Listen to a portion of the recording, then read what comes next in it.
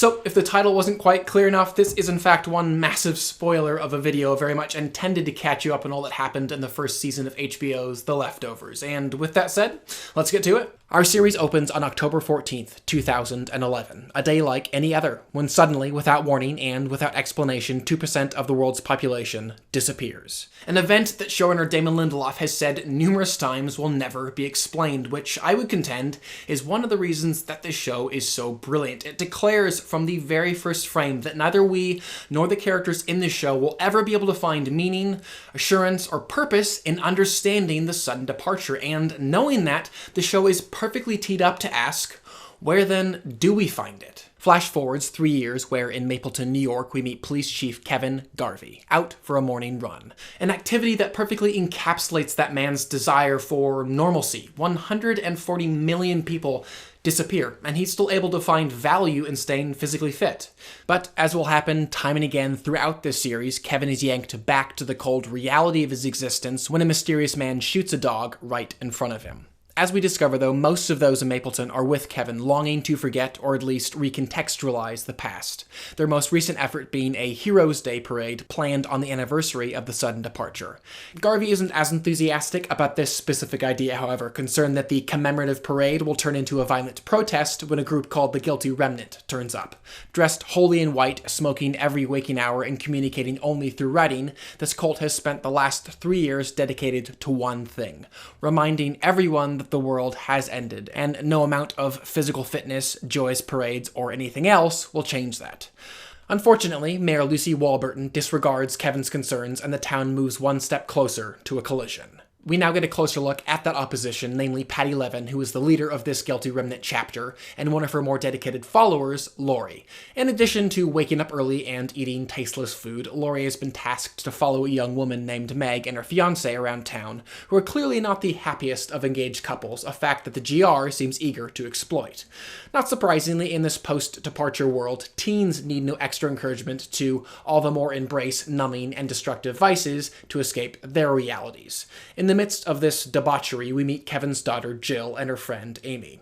Having had enough of one particular party, Jill decides to head home early, offering twins Adam and Scott a ride. Having borrowed her dad's car, however, the three are rather shocked to discover the dead dog from earlier in the trunk. Together, they bury the animal, wondering if it was the lucky one. The next Garvey that we meet is Kevin's stepson, Tom, who is out of state under the employment of cult leader Holy Wayne, who apparently can hug people's pain away. In addition, he has prophetic dreams, such as his departed son telling him that the grace period is over.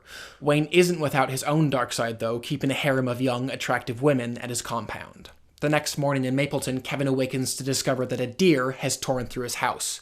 This is only the beginning of the day's destruction, though, as the GR shows up at the Heroes' Day parade and incites anger and violence. Once again, Kevin is unable to escape his reality. This doesn't stop him from getting drunk later that night and turning up at the Guilty Remnant's headquarters demanding to speak to his wife, who is now revealed to be Lori. Plead though Kevin does, his wife can't go back, and neither does it seem can Meg, who turns up next asking if she can stay with the GR. While en route home, Kevin sees the deer that broke into his house, which has been chased down and is being devoured by a pack of wild dogs. Before he can intervene, our mystery man turns up and begins executing the dogs one by one. Kevin's revulsion is replaced with acceptance when the man says, "They're not our dogs anymore," and he too joins in the shooting. Episode 2 opens with a raid on Holy Wayne's compound. Having just been told by the prophet of the importance of one of his girls named Christine, Tom murders one of the attackers and the pair escape. This nightmarish situation is matched in intensity by Kevin's actual nightmares, which are becoming more and more indistinguishable from his waking life. Things are made all the more confounding as our mysterious dog murderer's truck turns up in Kevin's driveway, a dead canine in the bed, and no registration found in the cab. Kevin and those around him begin to wonder, does this man even exist?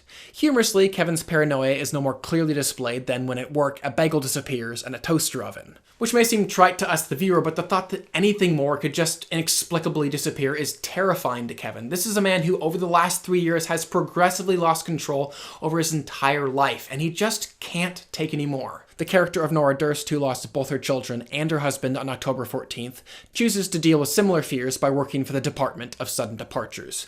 With that department, she travels around administering a questionnaire that, at the least indirectly, claims to be able to judge the genuineness of a departure and whether the remaining relatives deserve departure benefits. Intrigued by this character's erratic behavior and a glimpse at a gun in her purse, Jill, Amy, Scott, and Adam stalk Nora around town, beginning to uncover just how much she refuses to let go of what she's lost. On a routine walkthrough of the GR housing, Kevin encounters Meg, who's been with the group now for a number of weeks. Though Kevin is unable to get through to her, Laurie is quickly developing a connection with the new member, ultimately helping Meg to surrender the last of her earthly possessions, her mother's sweater. After weeks of hiding out, Tom and Christine finally encounter Holy Wayne. In their brief reunion, though, the prophet and miracle worker doesn't offer much more than a mobile phone, a promise to call, and another cryptic declaration: this girl is everything. Before leaving, he offers to hug Tom, providing freedom from his pain. But Tom refuses, a man of suffering and no salvation. Kevin receives some solace as our man of mystery, now named Dean, shows up at his place, proving that he's more than a figment of our hero's breaking mind. Rather than join him in another dog hunt, Kevin goes to visit his dad, who is in a mental institution. Even as Garvey Sr. holds conversations with imaginary people, he fully believes that his mind remains intact, and that Kevin too has been sent someone, leaving us to wonder, is that someone Dean or someone else? In episode 3, we get to know Mapleton's reverend, Matt Jameson, a character who's lived through an event with undeniable parallels to the biblical rapture and consequently made to feel incredibly useless. If in fact that end-time event did occur, then why is he still here?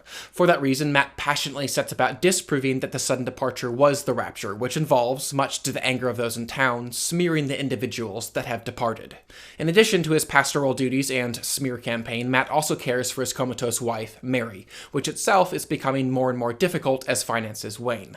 Our Reverend's existence is made all the more Job-like when an anonymous buyer threatens to take away his church, forcing Matt to somehow come up with $135,000 in the next 24 hours. We now discover that Matt and Nora are siblings as he goes to her for the money. Unfortunately, he can't help but lead with, "Oh, and by the way, your departed husband was cheating on you." Having struck out there, Matt follows the only other lead that he has: pigeons, birds that have miraculously shown up throughout the episode and are now leading him in the middle of the night to Kevin Garvey's backyard. After a brief run-in with a loitering Laurie, Matt unearths a large sum of money, one of his papers about a crooked judge, and a note from Garvey Sr. that reads, "Reverend, you deserve this." Continuing to follow his feathered friend's lead, Matt goes to a casino and gambles the entire $20,000 sum.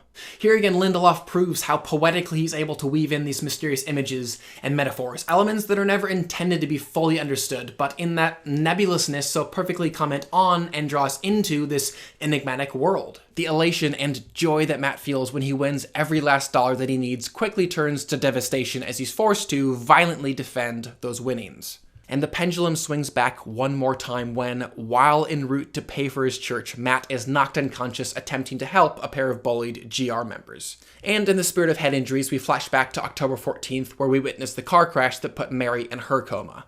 And then The Leftovers does what The Leftovers does best: Matt waking up from his attack, still $135,000 up, but 3 days past the deadline to keep his church, which he discovers has been purchased by the guilty remnant.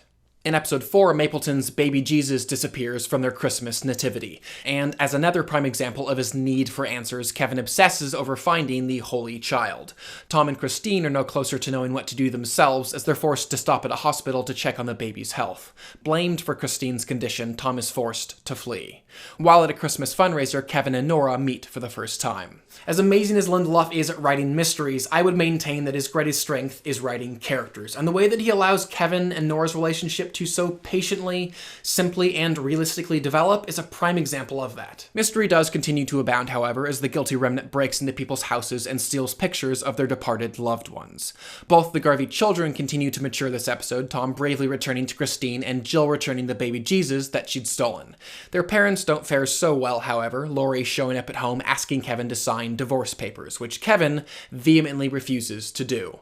And the episode ends with each parent feeling useless and detached, the baby Jesus that Kevin had fought so hard to find having already been replaced by another mannequin, and the cigarette lighter from Jill that Laurie had carelessly tossed away, now forever out of her reach. Episode 5 opens with one of the more brutal scenes of the entire series, the deadly stoning of a GR member named Gladys. Clearly shaken by the murder, Laurie is taken by Patty to a diner where her devotion to their cult is tested. Laurie holds fast though, and we learn more about Patty's past, which involves an unfaithful husband named Neil. Even while Kevin, as Mapleton's chief of police, tries to maintain peace and control in his town, he seems more concerned with his missing shirts, which he's convinced were lost at the dry cleaners. He does get rather possessive, however, when the FBI attempts to seize control of Gladys's murder investigation, taking without Kevin's permission her body. After numerous attempts to get through to the feds, Kevin receives a shocking proposition from them. If he wants, they could come to Mapleton and eliminate their guilty remnant infestation. Not ready to jump to that extreme just yet, Kevin denies the offer. Reeling, however, from a fresh example of his lack of control, he returns to the dry cleaners, demanding that they look again for his shirts. Terrified of the drunken, yelling cop, the shop owner produces a number of white shirts, seeming to close the book on that mystery. On their drive back to Mapleton, Patty stops at Neil's house to deposit a mysterious package on his doorstep. Arriving back at the GR headquarters, they find Meg, dressed in white and ready to become a full-fledged living reminder. We close the episode at an undisclosed federal-run facility where Gladys's body is burnt. With episode 6, we get our first very clear sense of just how frozen in time Nora's existence is. The character unable to change so much as a paper towel roll that ran out on that fateful day in October 3 years ago. But the truly bizarre part of her weekly routine are the call girls that she pays $3,000 to shoot her while wearing a bulletproof vest. And I just love the way that insane moments like this are written, as we're almost always given a way into them. In this instance, we really do see Nora from that prostitute's point of view, just baffled and wide-eyed and compelled to ask, "What happened to you?" The wonderfully random and oddly endearing encounters between Kevin and Nora continue when they run into each other at the courthouse, both there to file for divorce. Nora heads off to New York for a conference with the Department of Sudden Departures, where we get our latest disappeared item, her name badge. Attempting to infuse a bit more life into her existence, Nora parties that night with a young man who spends his days making $40,000 mannequins that, as he puts it, help to rebuild what people have lost by giving them something real. The next day, Nora solves the mystery of her missing name badge and clears herself of the accusations that she'd trashed the bar the night before by finding the woman who'd stolen her identity, someone who apparently had a large grudge against the Department of Sudden Departures. Before heading home, Nora encounters a man who claims to hold out the answers to much deeper questions. Following him, Nora is brought to Holy Wayne, who, as he's done innumerable times, holds open his arms to take away her pain. This is yet another powerfully poignant moment where the show delves into some very real psychology. Nora is yet another example of a character who willfully runs from hope. She can't know and therefore can't believe that her family is in a better place, and therefore feels that she deserves to suffer as well. Nonetheless, after embracing Holy Wayne, her suffering at least appears to fall away, allowing her to emotionally and quite literally switch out that paper towel roll. In episode 7, a game of Dare goes terribly wrong, and Jill finds herself locked inside an old fridge. Inexplicably, Garvey Sr. turns up and breaks her out. Meanwhile, Kevin and Nora share their first official date. And once again, these characters' ability to so candidly communicate, saying things plainly like, "I don't know how to talk to you yet," just endears me to them. Even as that relationship continues to grow, Kevin's mind is becoming all the more fractured, his dreams fraught with unnerving images like a dog trapped in a P.O. box, his son returning home, and his wife dead in the bed of a truck. Coincidentally, or not, the next morning he finds a dog tethered in his backyard. This is particularly inconvenient for Garvey Sr., who we learn was initially committed because he burnt down a library, as the wild canine stands between him and his buried money. Tom is forced to give up $3,000 of his own money when he receives a call from Holy Wayne instructing him to drop the money under a P.O. box for a mysterious recipient. Tom does so, but also chooses to follow the beneficiary of his finances, leading to the discovery that he and Christine are not so special after all. There are an unknown number of Holy Wayne's girls that are pregnant, each carrying a child that they believe is something called the Bridge. Mystery is piled atop mystery as Garvey Sr. delivers to his son the item that he'd been searching for in the library, the May 1972 issue of National Geographic. And accompanying that magazine is the declaration, "We're in the game now. Your services are required." Kevin isn't ready to wake up, however, and rejects that call. The episode ends with Kevin and Nora consummating their relationship and Christine giving birth. In episode 8, while most of the population of Mapleton enjoy their Thanksgiving meals, the GR prepare for something big. Over their turkey and mashed potatoes, Jill confronts Nora about the gun in her purse, which Nora attempts to deflect by presenting her now gun-free handbag. Stuffed full of tryptophan and beer, Kevin falls asleep, only to be rudely awoken by Dean pounding on his truck window. Apparently, the night before, Kevin had found his dog-killing friend, and the pair of them had kidnapped Patty Levin, who was now bound and unconscious in a cabin in the woods, and Kevin doesn't remember any of it. Matt Jameson's digging uncovers some particularly sensitive material about Meg's past. Apparently, on October 13th, 2011, her mother had died, a passing that was completely overshadowed by what happened the following day. Jill's obsessive belief that Nora still has her gun and that she's only pretending to be okay leads to her and Amy having a serious falling out. All the more driven, Jill breaks into Nora's house and finds the gun in a box for the board game, Trouble. A word that doesn't even seem quite adequate to sum up what Kevin finds himself in. Stumbling through the woods, trying to figure out what to do, our hero discovers all of his missing shirts from episode 4, demonstrating just how much of his actions as of late have been forgotten. And try to reason with him though he does, both Dean and Patty seem bent on pushing Kevin to kill the guilty remnant leader. Finally realizing that he won't do it, Patty takes a broken piece of glass and slashes her own throat. But before she does, the enigmatic woman gives us our clearest picture of what the guilty remnant is all about. We strip away everything that keeps us from remembering it, until we're a blank slate. We are living reminders of what you try so desperately to forget. A doctrine that Jill might be one step closer to accepting as she turns up at the GR housing at the episode's close. In the penultimate episode, we return to the days leading up to the sudden departure, finally uncovering in a big way why our characters are the way they are. Kevin is distant and ungrateful for his family, already plagued with strange visions, these ones forecasting a deer that breaks into buildings around town. Ever in search of that greater purpose, Kevin takes it upon himself to find that deer, tranquilize it, and return it to the wild. Laurie works as a psychologist, one of her primary patients being Patty Levin, who, in addition to believing that something terrible is going to happen, astutely observes that Laurie isn't as okay as she feigns to be. And indeed she isn't, feeling the need to hide from her husband that she's pregnant. Nora is a stay-at-home mother who desperately wants a new challenge in her life and has applied to be the mayor's campaign manager. Tommy is a confused, adopted teen who desperately wants to connect with his biological father. Tragically and ironically, to the measure that Michael doesn't want this kid in his life, Kevin does, but just doesn't seem able to make a real connection with his adoptive son. Garvey Sr. is still the chief of police and Mapleton's man of the year.